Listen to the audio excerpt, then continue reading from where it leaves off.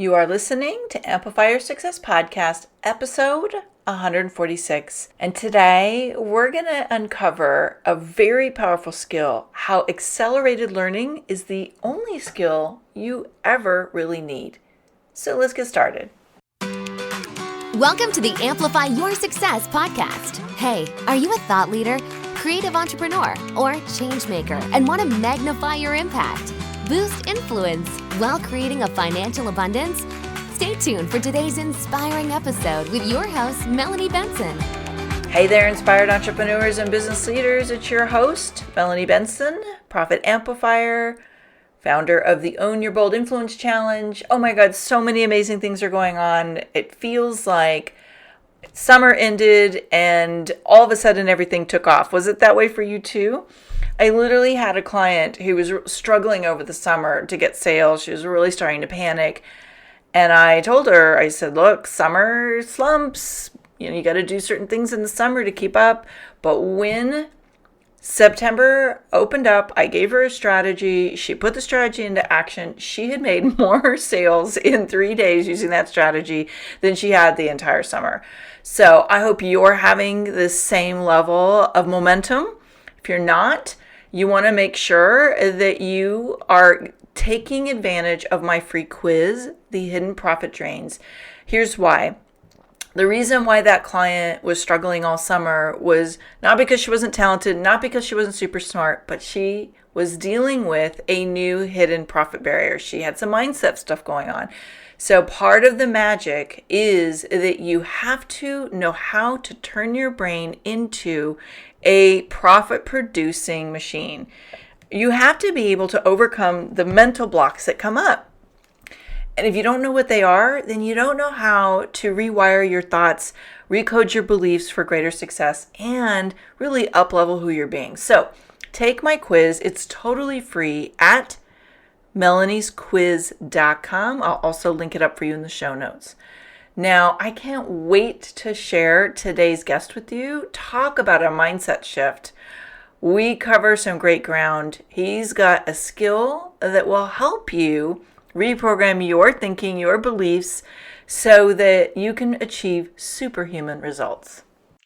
You may have heard about accelerated learning. You may have heard about memory programs and speed reading. Well, my guest today is here to share how these kind of skills have transformed his life and his business. Jonathon Levi is a serial entrepreneur, published author, host of Superhuman podcast, and a keynote speaker born and raised in Silicon Valley. At the age of 16, he started an e-commerce company that would go on to become one of Inc.'s 5,000 fastest growing companies in America before he sold it in 2011. Now, since 2014, Jonathon has been one of the top performing instructors on online learning platform Udemy, which blew my mind because that's really hard to do, and snowballed this success into the launch of his rapidly growing information products company, Superhuman Enterprise. Now, he's been featured in publications and programs like Wall Street Journal Inc., Business Insider, the Silicon Valley Business Journal, Lifehacker, EO Fire, which is Entrepreneurs on Fire podcast, another great podcast, and so many other places. But we're here today to talk about his newest book, The Only Skills That Matter. So congratulations, Jonathon, on your newest book. Very exciting. I know it's just launched here in the U.S. Thank you so much, Melanie. Yeah, really, really exciting and a huge honor and humbling experience to publish a book. So thank you. Yeah. Now, is this your first book or second book, or where are you at with that? This is my third one, but I joke, and of course there's always an element of truth in every joke, that this is the first one I'm really proud of. Aww. My past books have been online courses in book format, and I actually hired Tucker Max and his company to coach me and walk me through the process of how do you write a book that people cannot put down. And if anyone knows about that, it's Tucker Max with 40 million copies of his books sold. So yeah. Wow. I'm glad you dropped that little tip, because I know we have a lot of people who are anxious to get their message, their authority into a book. So we'll make sure we link that up in the show notes for you all. I am excited to talk about this today because I've been hearing about accelerated learning programs. Now, I had to be fortunate to be one of those people that speed reads naturally. So I Hmm. don't do it the natural, the way you teach. I do it just out of I just kind of had this really superhuman skill of being able to read fast.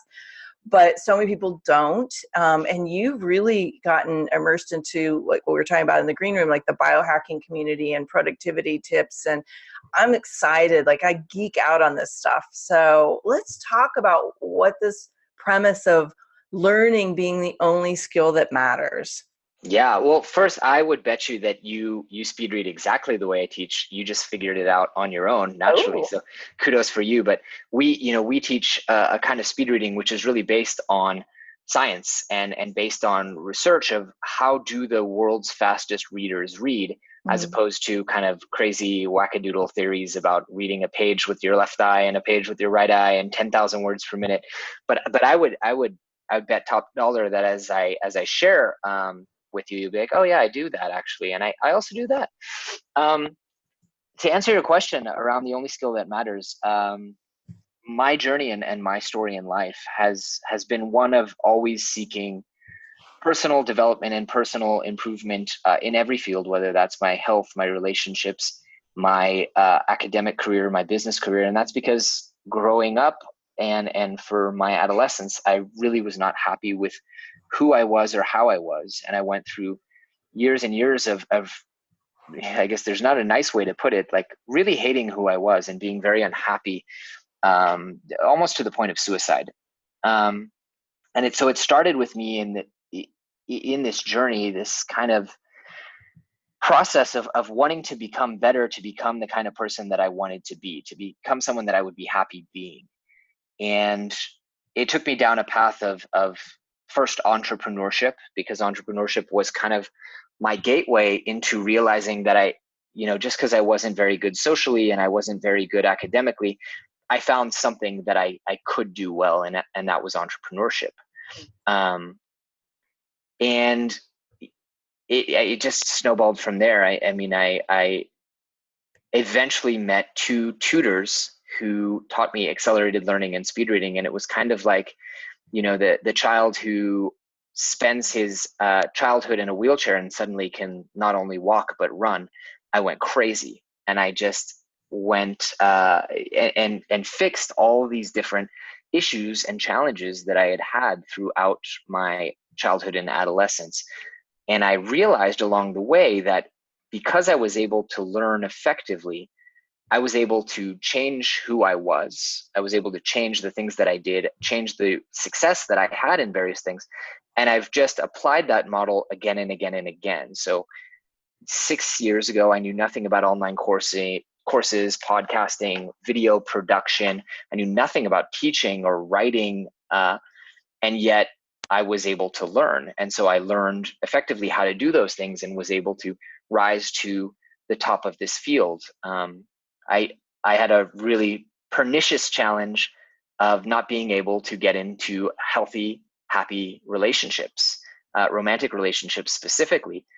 And I decided to take that as a learning challenge and learn how to be the kind of person and have the kind of behaviors and patterns and attitudes that a person who had those things would have.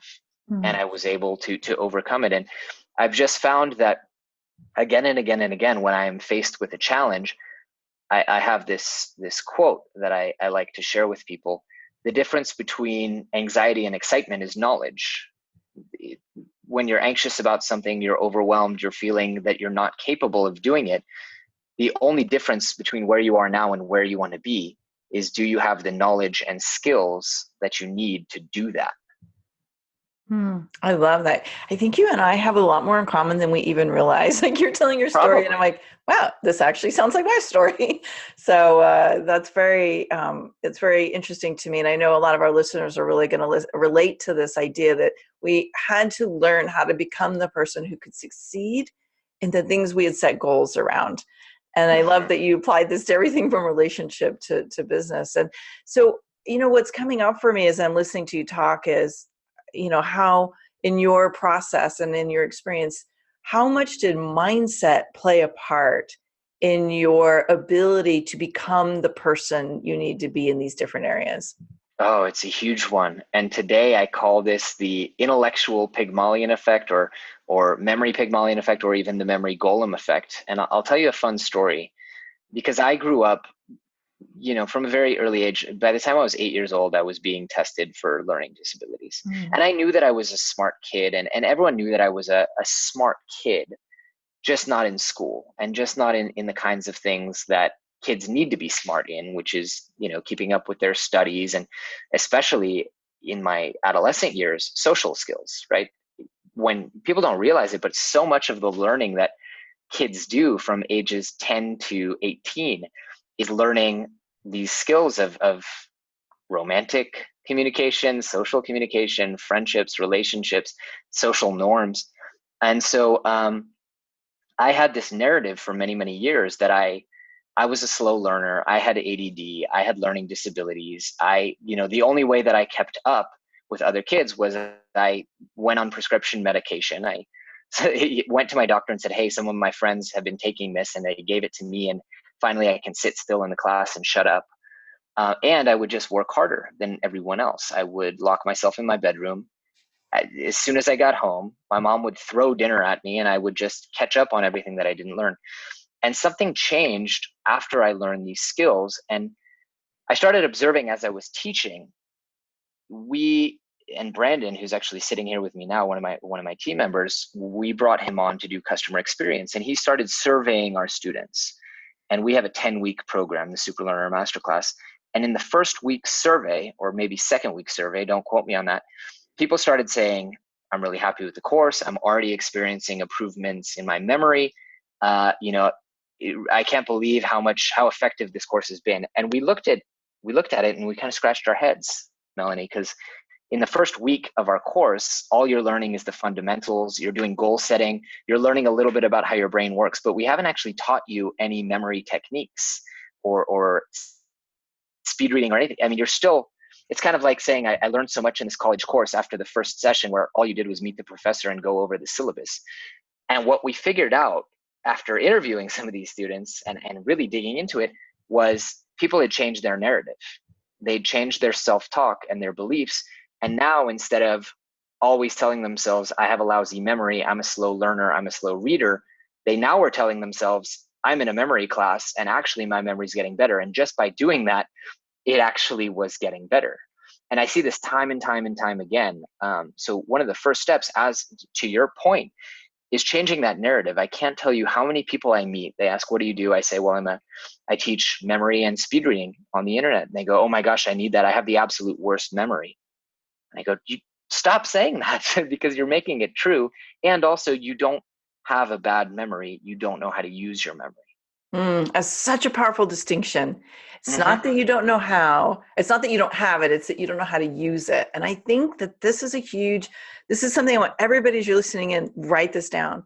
Anytime you bump up against, I can't do that, that's not who I am, or this is really like, I'm a bad money manager, I'm a bad entrepreneur, I'm a bad decision maker, it's that you don't know how to do it better yet. And that's really what I think you're saying is the cornerstone of everything that's worked for you, is like being willing to learn.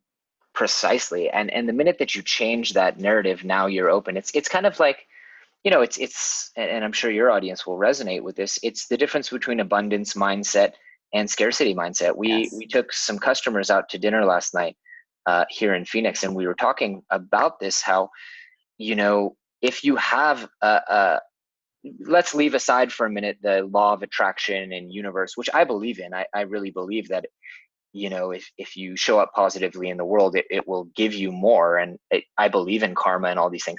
But let's leave that aside and just say everyone gets all the same opportunities presented to them.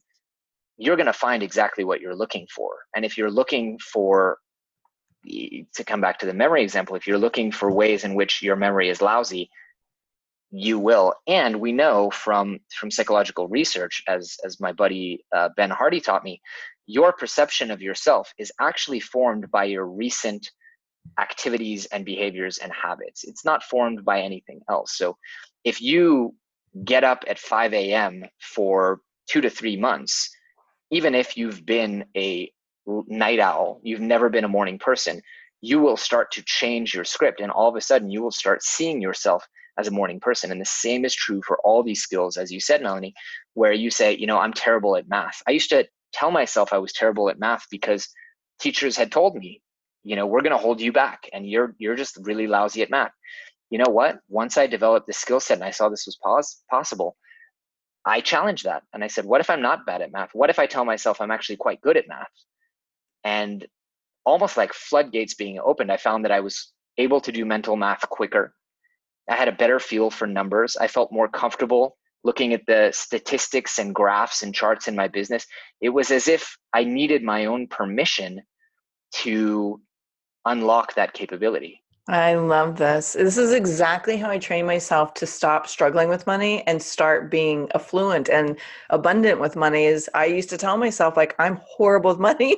And I'm like, why would I have money if I tell myself I'm horrible with money? And I used a lot of these similar techniques to reprogram my own, I call it recoding your money DNA, but like really imprinting what you want instead of imprinting what you don't want. So I want to know now, like, I want to dig a little bit deeper into memory, because I think memory has a lot of really powerful benefits, right? Like if you can really start to become, you call it being superhuman, but if you can be superhuman with memory, you can be superhuman with productivity. Like what could this do for your life, right? So let's say you're just Susan or Joe and you're just a normal person and you feel like you don't have great memory capacity. How could someone become superhuman with memory tasks? Yeah. So I'm gonna really make some people happy by telling them every single one of us, unless there's maybe one of you in the audience who actually has something wrong with your memory, your brain's not getting the nutrients it needs, you have sleep deficiency, stuff like that. But assuming you weren't dropped on your head, your corpus callosum is properly connected, and if you tied your shoes this morning, I can tell you that it is, and you're getting enough sleep, nutrition, water, and exercise, you have a superhuman memory.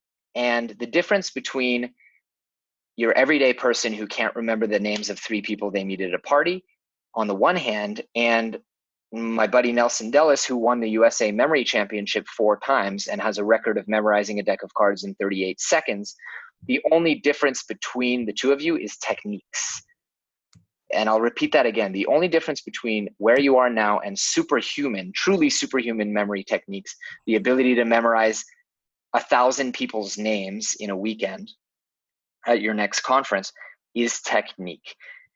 What does that actually mean? Well, we know that our brains, despite what you may think about being a tactile kinesthetic learner or an auditory learner, our brains prefer images. It's just a more efficient way for us to remember. And in fact, some recent research in 2017 came up to the conclusion that there may in fact be no memory without visual stimuli, meaning all memory is based in pictures. And we also are very, very good at memorizing locations. And then the third piece, pictures, locations, and connections. Our brains work a lot like Google in the sense that in order to determine how important something is and if it's worth memorizing, they ask, how many connections are there to this new memory? And how valuable are those connections? And by doing those 3 things, visualizing something, placing it in a location, which we can get into the memory palace technique and how that works, and then connecting it, creating as many connections to that memory from pre-existing knowledge, just by doing those 3 things, you would be shocked. You would honestly be shocked what you would be able to memorize. That makes a lot of sense, though. And I think a lot of people assume that everybody learns like they do, or everybody memorizes like they do, or that can't memorize like they don't. But when you start to realize like our mental processing is made up of more than just what you see, or more than what you hear. Like some people need all 3. I'm a kinetic and visual. Like I have to experience it and I have to see it. And if I can't do both those things, it doesn't make sense in my brain. Yeah. And the question I'm sure someone in the audience is asking is, okay, great, but I want to learn a foreign language. And languages are auditory. Most of our language processing is auditory, and actually written language is a pretty recent development in human evolution. How do I learn a language visually? And the answer is, this is why we train creativity so much. You can learn to create new foreign language words and memories using pictures. So the example I give in the book, and it's a popular example I often give because it's just the perfect one. If you're learning the Spanish word caber, sounds like a bear in a cab, bear. Well, it actually means to fit.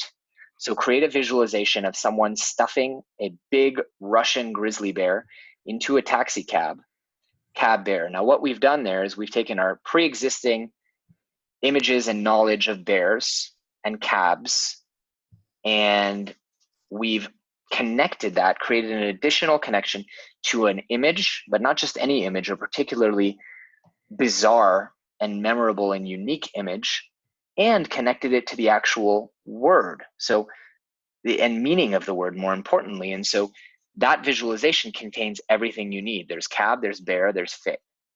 And once you're trained, you can learn to do this very quickly. I learned a technique like that around speaking, where you can memorize an entire speech by using those images and stacking them together. So I think this is one of the most powerful techniques possible. And could you imagine how, especially if you're somebody who you're out a lot of times and you are, you're not going to have a script in front of you, or you have to remember people's names. This could be very, very powerful, very impressive too, right? Like if someone could sit there and like use those techniques to, like remember people's names they haven't seen in forever. Yeah. And, it's as you said, and that's a nice segue as well to, the memory palace technique, which is how you take it to the next level. You actually create essentially an imaginary library in your brain where you file these images and locations, and your brain, because of millions of years of evolution, can't help but remember where you put those things. And the same reason you'll never forget, in your childhood home where the kitchen was, or where were the coffee mugs in your childhood home. 30 years later, you'll still remember that. And you probably remember the last hotel room you stayed in. You remember the layout as well. And so it's really, truly incredible. And you mentioned the word impressive. And I always tell people, it's impressive when you don't know how it's done. You see me memorize 50 digits backwards and forwards in a minute or two and be able to recite them in any direction or middle out. It's impressive. It seems crazy. It's only impressive if you don't know how it's done, because if you knew how it's done, it wouldn't be any more impressive than me reading them from a piece of paper. I'm reading them. I'm just reading them from a library in my mind. This is so cool. I'm fascinated. I want to know how this relates to productivity, because I think this is another place, especially because our audience is primarily entrepreneurs, service professionals, people who are working on their own. And I think productivity is one of those things that can be a little slippery, right? It's like procrastination can kick in. You can get demotivated. You maybe get distracted by everything going on the internet. So how do we use techniques like this to improve our ability to get more done? Yeah, well, the first thing is, when you combine this with things like spaced repetition and speed reading, you can spend less time learning and learn more. So spaced repetition is a way of reviewing the things that we learn, but doing it in the minimal way. We use software called spaced repetition software, essentially to do glorified flashcards. If flashcards were to meet with AI that read your mind, that's what this is. And so it'll tell you, Melanie, you learned this 6 months ago, and last time you answered this question, it took you 15 seconds and it was hard, which means, based on my prediction, you're going to forget this today if you don't review it. And so what you're doing is you're pushing out that curve of forgetting longer and longer and longer by doing the minimal amount of work. And that saves a ton of time. Speed reading, obviously, as you well know, saves a ton of time. And really, I call this the ultimate productivity hack, because so much of what we all end up doing is learning. We're almost all knowledge workers at this point. I'm sure there's someone out there who's an artisan woodworker. in the audience, and kudos to you. But the majority of us are knowledge workers, and I would argue that artisan woodworker is also becoming a knowledge worker because he or she is learning new techniques. And our ability to remain competitive in this economy is essentially dictated by our ability to learn and keep up with the pace of technological, social, and economic progress. And so it is the ultimate productivity hack. If the largest and most important part of your job is learning and keeping up with what's happening in your industry or your company or your country, then you just significantly improve the efficiency of the most challenging part of your job. And then on top of that, I do a lot of work on productivity and helping people set goals, set priorities, automate things, eliminate distractions. It's something I'm really, really passionate about as well. Yeah, I am too. And it's probably why I was so attracted to, your work and the book and what you're about. I think anytime we can figure out how to optimize our behavior, optimize our practice of something and do it faster and more effectively, we're literally giving ourselves the ability to impact more people, increase our income, and have more goals that are exciting to us. So sometimes people are like, well, why do I need this? But what happens is people get bogged down in having to relearn things, recreate the wheel. They're constantly spending time and energy on things that are taking them 10 times longer than it should, right? So these are the little, I love that you call them biohacks, but these are the little hacks that get you further faster with less mistakes, right? Exactly. And it's kind of one of these things I start my book with one of these quotes, which is, I'm sure, apocryphal. But, if I was given 6 hours to cut down a tree, I'd spend the first 4 hours sharpening the axe. And as I've talked about, success, especially in entrepreneurship, as I've taken on more coaching, and I recently joined, last year, I guess, I joined Dan Sullivan's strategic coach. And his whole model, the entrepreneurial time system, is that, right? You have focus days, free days, and buffer days. Buffer days are the days you spend setting up for your actual performance.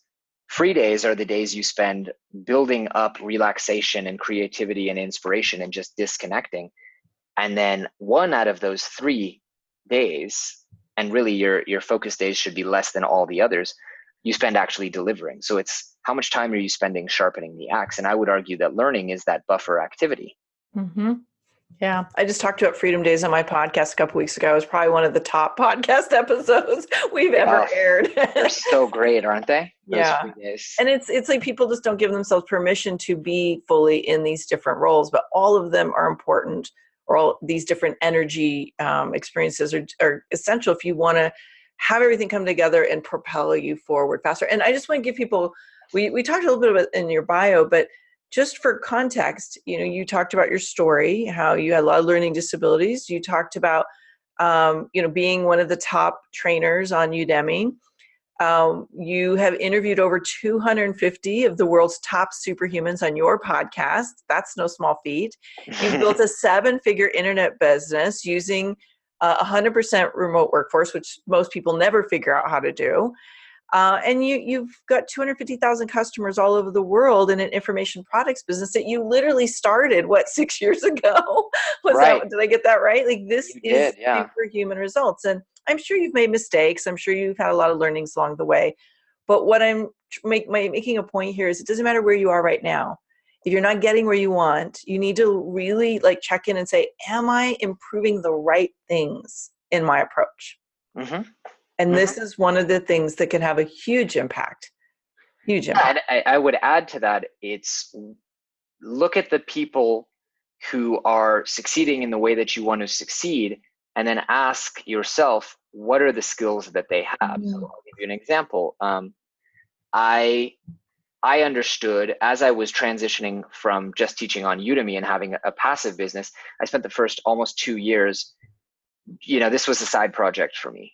And at a certain point, I realized I could do much bigger things and impact way more lives if I started my own brand and really did my own podcast, had my own courses.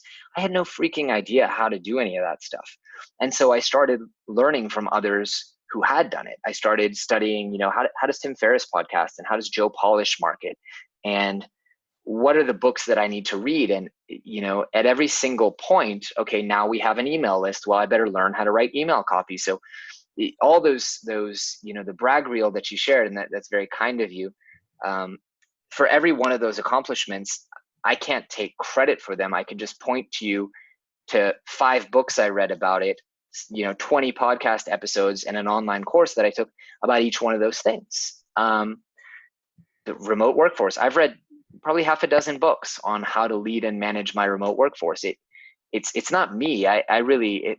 If I deserve credit for anything, it's just being really, really good at applying what I learn. I recently launched a coaching program, certified coaching program. We're actually training coaches to teach our methodology.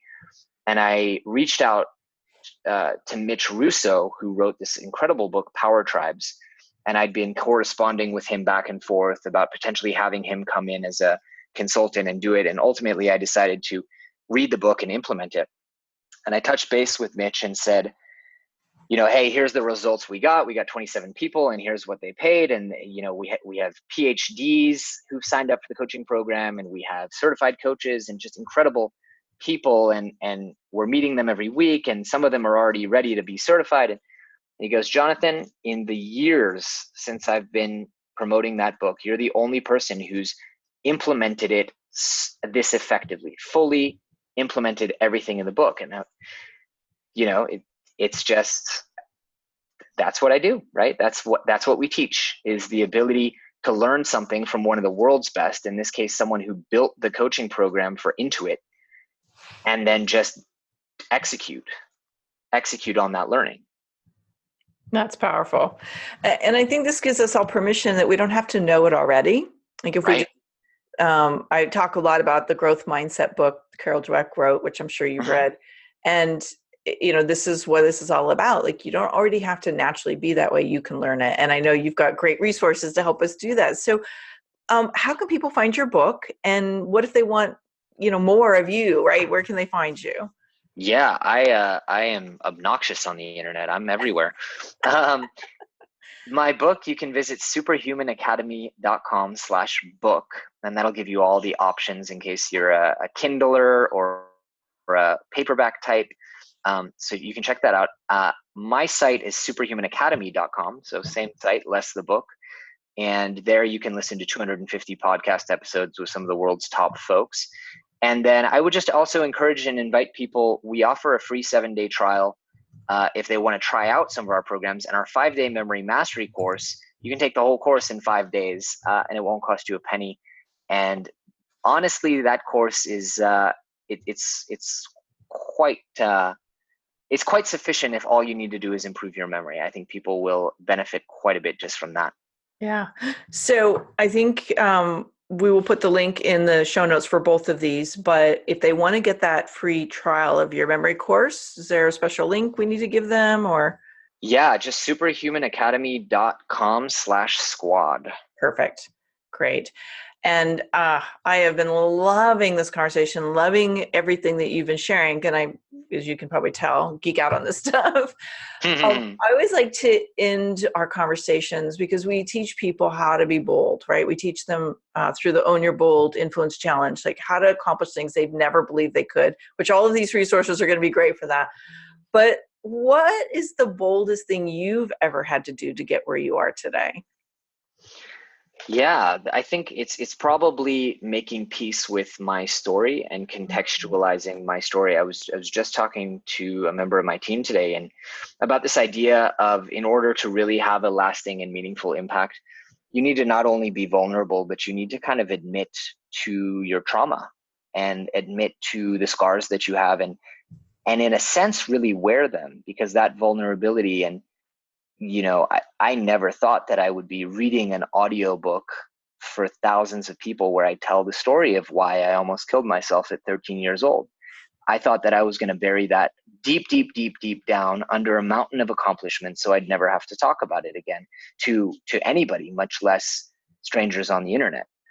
And I've come to realize that you can just do so much more if you meet people at that level, if you're willing to be that vulnerable, because it just provides so much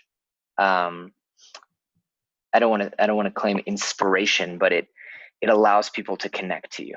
Yeah. Well, vulnerability is relatable. Perfection isn't. Totally. So Totally. thank you for being a model of that, because I think the more leaders and the more influencers and the more really successful people who are willing to be vulnerable and share the reality of what got them where they are today, the more we have permission to be a society of real people, right? I completely agree. And I think this is really what I worry about with like the culture of Instagram. I'm cool with people sharing pictures and, this, even the addiction factor of needing people's approval. That's all good. Whatever, whatever floats your boat. What bothers me is that we all paint these pictures of our lives as peachy keen. And I do it too, like Instagram's not the forum where I'm going to do a throwback Thursday about the time I, whatever, couldn't go to school because I was so depressed. But it creates this like really sad and isolating experience for people who don't understand that what they're seeing is curated fiction. Mm-hmm. Yeah. Thank you for saying that. I think that's a very powerful, bold action that you shared with us. And, whatever bold thing we need to do to grow, to become, to learn, to become the person we need to be, someone's already had to do this, and just Totally. not alone. So thanks for being such an amazing inspiration. I will say it for you. And I appreciate the resources you've shared today. They are very powerful. And I know it's going to help a lot of our listeners achieve more of their big, bold goals. So thank you so much. Thank you. That's so sweet of you. This is Melanie Benson, your host. Thanks so much for listening in today. If you want to catch up on any of the show notes and circle back on any of the resources we shared in today's show, head on over to the show page at amplifyyoursuccesspodcast.com. And remember, you amplify your results faster when you're in a community of other people who are moving and shaking. Join us at amplifyyoursuccesscommunity.com. One last thing. When you've gained insight from today's episode, help us share that and inspire other people by heading over to iTunes, subscribing, and give it a review.